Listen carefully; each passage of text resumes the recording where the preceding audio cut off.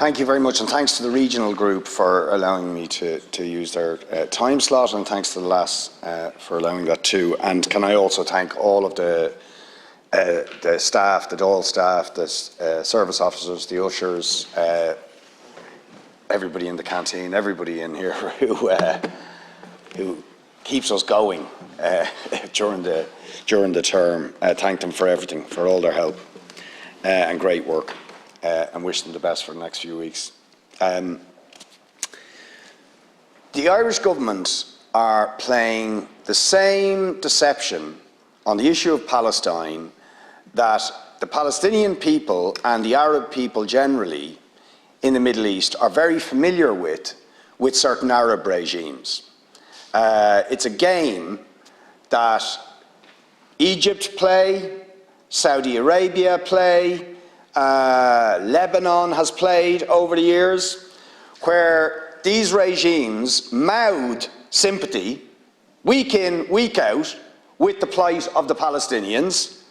They declare their support and their solidarity with Palestine, they condemn what Israel is doing, and then quietly they collude with Israel. Egypt, for example, you know, every Egyptian leader, most of them dictators in recent years, will say how they stand with the Palestinians. But actually, the siege of Gaza is not just enforced by Israel, it's enforced by Egypt, who collude with the Israeli regime. The Saudis collude with the biggest supporters of Israel, the United States, who arm them, they buy arms off them, they collude with them at every level, and indeed collude directly with the Israelis, but they pretend they're acting in support of the Palestinians. That's what the Irish government are doing. By mouthing solidarity, but in actuality doing nothing. And I know that because the reason I'm involved in politics was when I was 18, I wouldn't have been involved in politics otherwise. I went to Palestine with a few friends. I didn't know anything about the political situation, and I was working on an Israeli farm, but I happened to be working alongside Palestinian refugees from a refugee camp in Hebron, Al-Khalil in Arabic. And the people I was working with, their families had been expelled from what is now called Israel, but historically was Palestine, in 1948. And they had lived in refugee camps in Al-Khalil ever since. And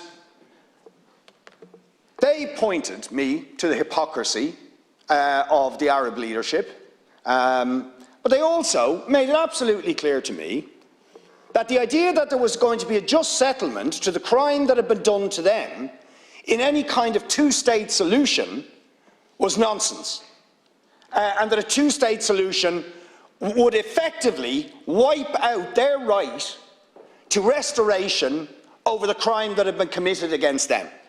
That's why I've always understood, before Oslo, when Oslo was declared, because I heard it directly from the Palestinians, a two-state solution was a deception and a con trick perpetrated by those who wished to wipe out the historic claim of the Palestinian refugees expelled in 1948 to return to their homes.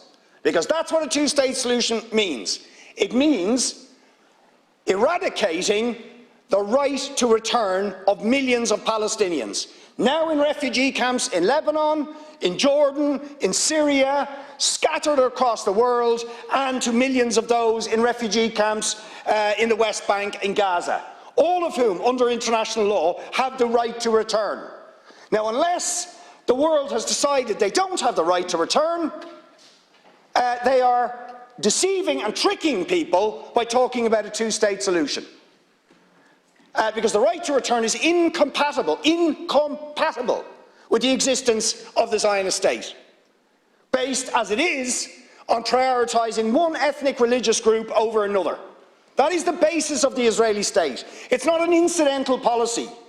The crimes they commit that the current regime are committing in Jenin, the ethnic cleansing of East Jerusalem, of the Nakab, the ongoing crimes, they have been the stock and trade of the Israeli state since it was set up in 1948 with the massacres of Deir Yassin, the ethnic cleansing of 750,000 people, the mass graves they are digging up as we speak in Torah, mass graves, mass killings committed by the Zionists because the agenda was to steal all of the Palestinians' land and to never allow them back.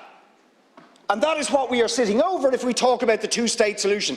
Would anybody suggest there's a just two-state solution to the sectarian division of Ireland? Would anybody suggest that? Not many.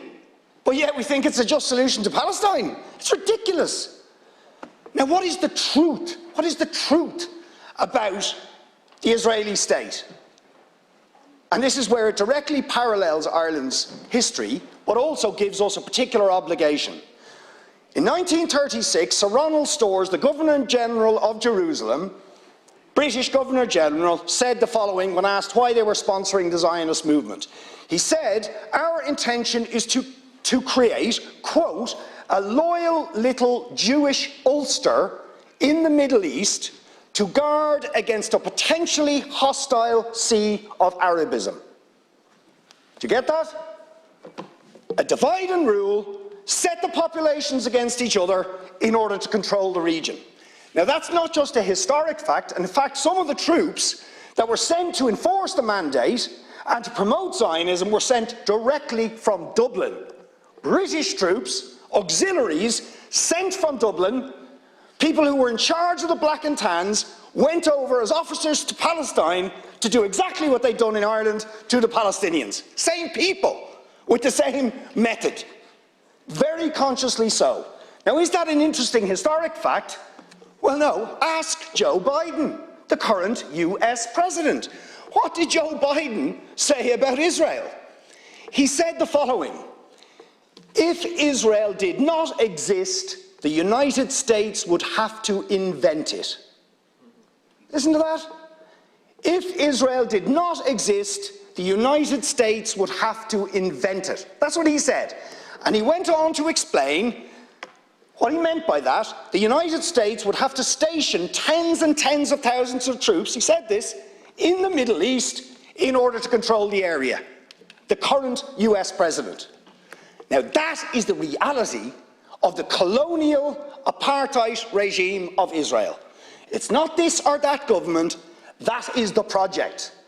So to talk about a two-state solution is just a trick to pretend like there's some sort of legitimate Zionist project to steal Palestinian land.